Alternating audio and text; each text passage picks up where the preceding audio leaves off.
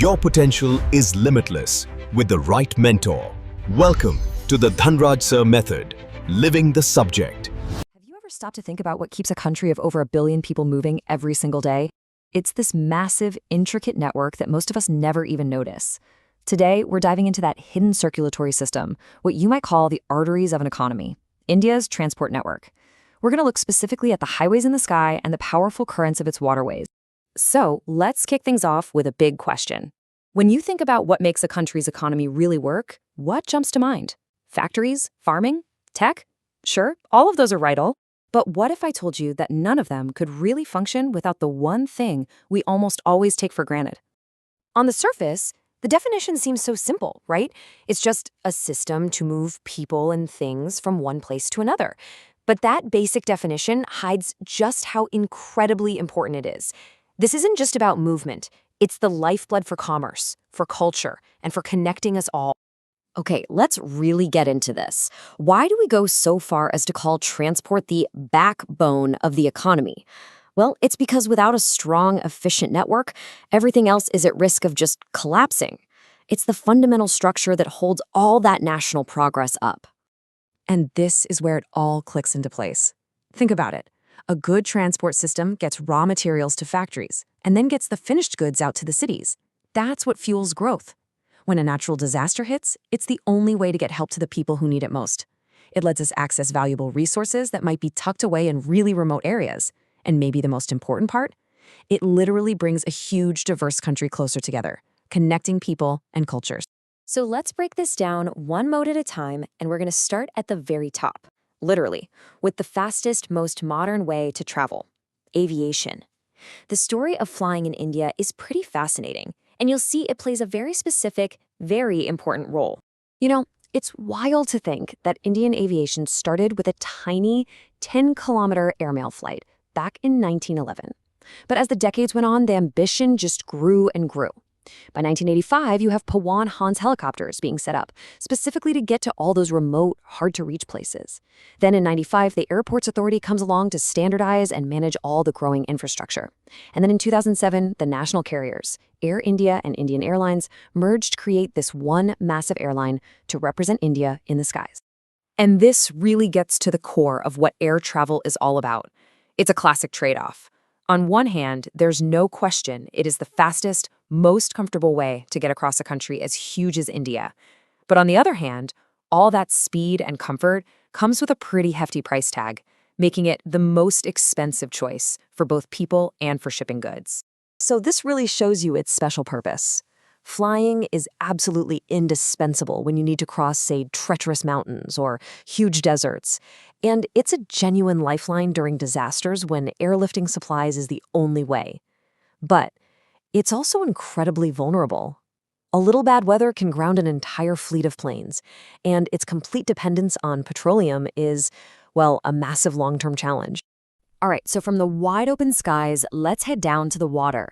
India has this immense coastline and a huge network of rivers, which makes water transport one of the oldest and, frankly, one of the most important ways to travel and trade. The trade-offs here are pretty much the mirror image of what we saw with air travel. Moving things by water is by far the cheapest, most fuel-efficient, and most eco-friendly option out there.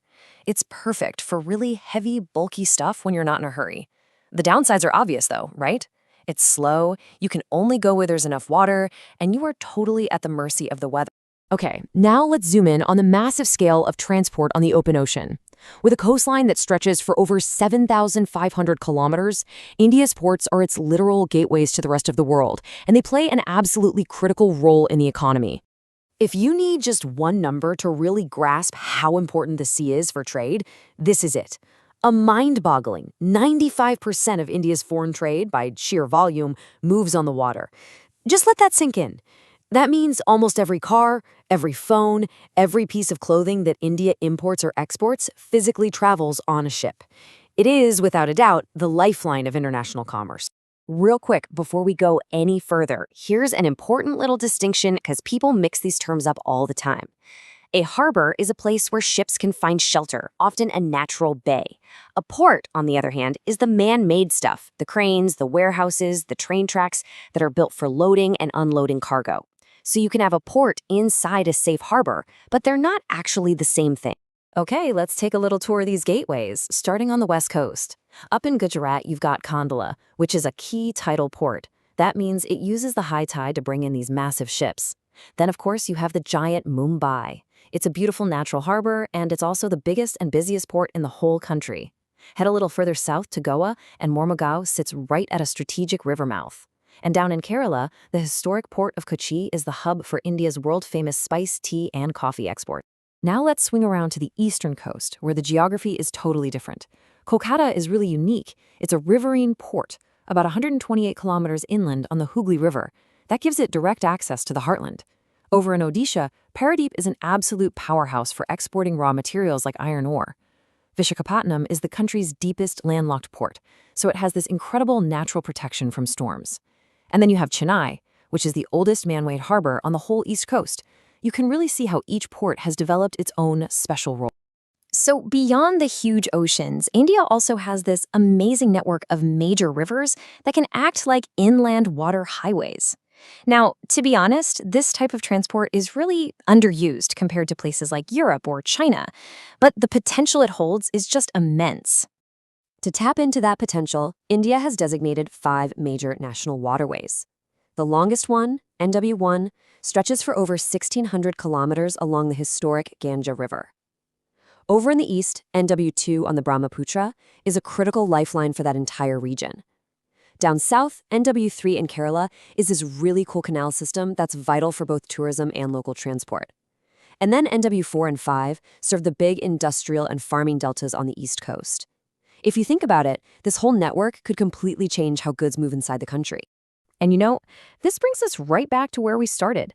A line from our source material just puts it perfectly. All these different ways of getting around, roads, railways, airways, waterways, they aren't just about getting from point A to point B. They are the basic arteries of our economy, carrying its very lifeblood. So, I'll leave you with one final thought to chew on. If these networks really are the arteries of a nation, what happens when one of them gets blocked? The health, the energy, and the strength of an entire country really depends on keeping these channels open and flowing.